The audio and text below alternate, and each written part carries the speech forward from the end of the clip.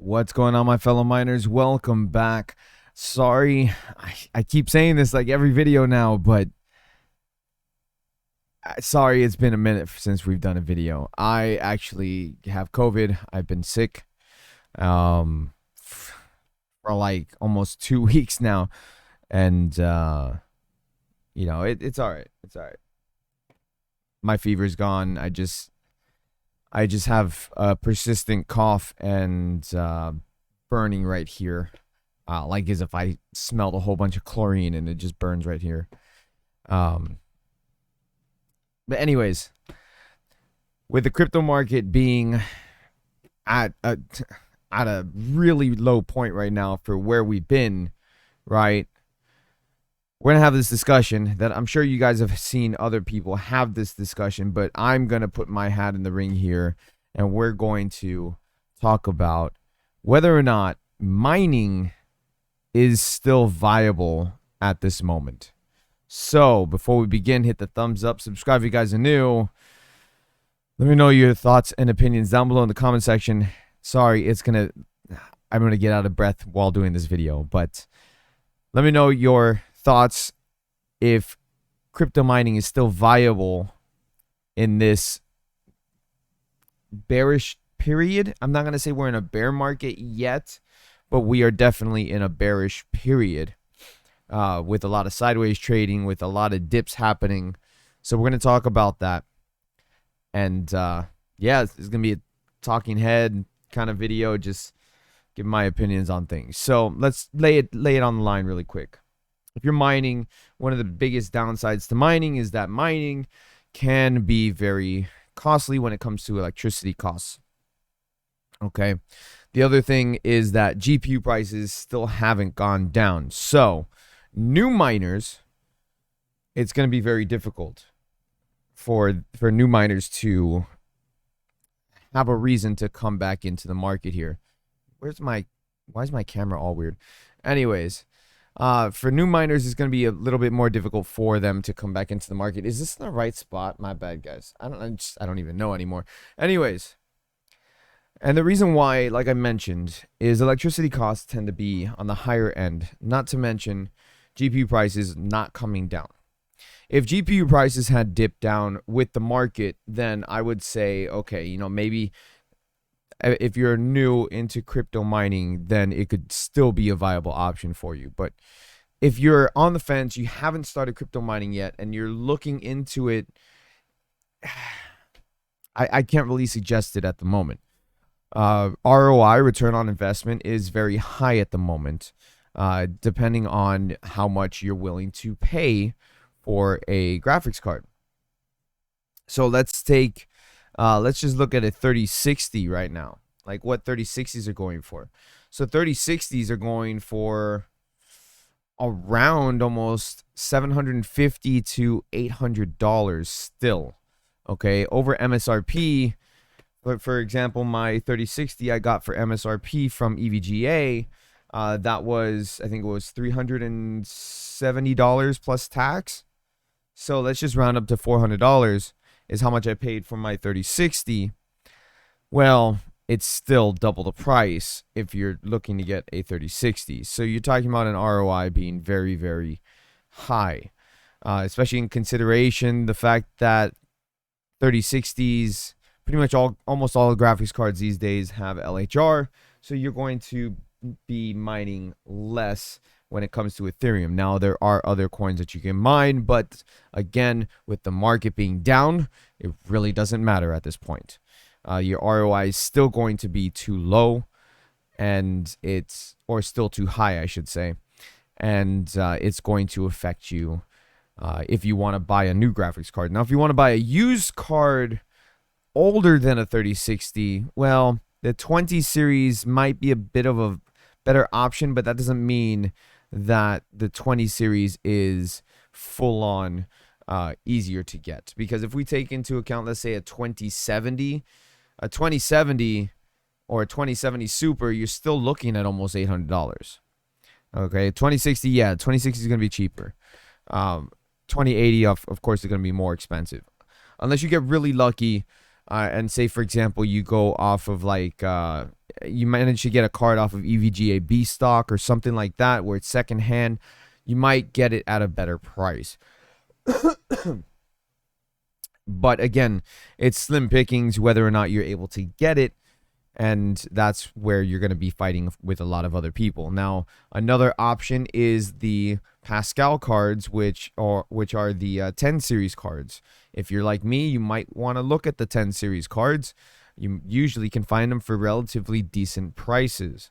1080, for example, you can get a 1080 if you're patient enough for about $400. Now, that's still really high, but a 1080 is still really good for gaming, and it's, like I said, very valuable for mining. 1080 with the enlargement pill and the right overclock settings, you can get about anywhere between 30 to 35 mega hash on Ethereum.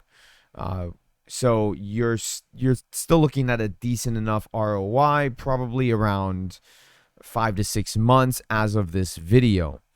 Before, when I would recommend getting a 1080, the ROI was anywhere between 4 to 5 months. But now with the market being drastically down, we're looking at around 5 to 6, maybe 7 months ROI. If that's something that doesn't bother you, then maybe there's your option. Another options would be 1066 gigs. If you can get your hands on one of those for about $200, you're looking at a very good ROI on that as well, because around $200 for a 1066 gig, you're probably around that 4 to 5 month ROI range.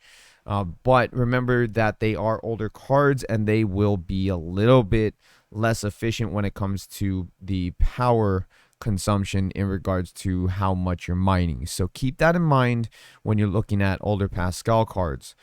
But again, when it comes to new miners, and that's what I'm talking to right now, is the new miners, you always want to keep things like electricity costs and ROI into consideration. And while I don't want to fully discourage you, I do want to just give you my own advice, not really financial advice or anything, but just advice as a miner. Just be aware your electricity costs will go up, and the whole purpose is to make money, not lose money. So make sure that when you're buying these older cards that they have new thermals applied to them. If they don't, or you're not sure, make sure you apply new thermals. That will keep heat consumption or heat output down, and that will reduce power consumption, because the cooler your card runs, the less speed you have to run your fans, which will then lower the power that's being drawn from the cards as well. So all of that, keep that in consideration. But for a new miner, I guess use your own discretion, right? Don't overspend on a card. That's the number one thing, is don't overspend on a card. Now, for people who have been mining, like myself, my cards have not stopped mining. I'm still mining. I've been mining this entire time while I've been sick, because I'm out a lot of money, not from crypto, but because I'm sick and I can't work. So I'm out money from not working. So I got to make money somewhere. And even if it's, $120 a week or whatever, I still make money, right? I can't stop mining because I got to keep making the money. So for people who are wondering if it's still worth it to mine, well, think about it like this. Did you make your money back for your cards? If you already made your money back for your cards, you're in profit. Everything's in profit for you, right? So there's no viable reason, in my opinion, why you should stop mining. Just because we're in a bearish market right now, not in a bear market. I don't believe we're in a bear market. I think we're in a bearish period. While it seems like we're in a downtrend right now, that will go back up. This happens all the time, and the fact that it happened in the middle of a bull run or in a bull market means that it's probably a prolonged bull market, meaning that the bull market's going to continue, but we got to see this dip before we see the rise come back up. Okay, so if you are still mining, you're probably mining to just hold.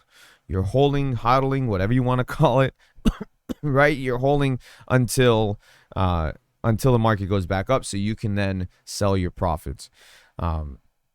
Sometimes we might have to liquidate some for better gains in the future, and that happens too. I've done it. I put money into, or not money. I moved some of my crypto into Algorand. Algorand pumped a little bit, went to like 170 something. I sold it, and then I repurchased it at 140. It pumped a little bit again, went to like 160. I sold it, and then I took the profits and I put it into Bitcoin when Bitcoin went down to, what was it, 42,000.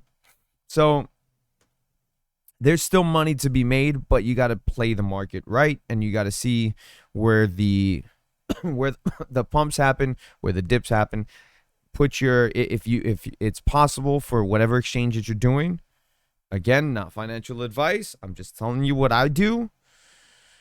Set your limits so that way you can sell at a certain limit, buy at a certain limit. Okay, if you're trying to not manipulate, if you're trying to play the market like that to maximize your profits, make sure that you're doing it right. Again, not financial advice, telling you what I'm doing. It's a rough time. I get it.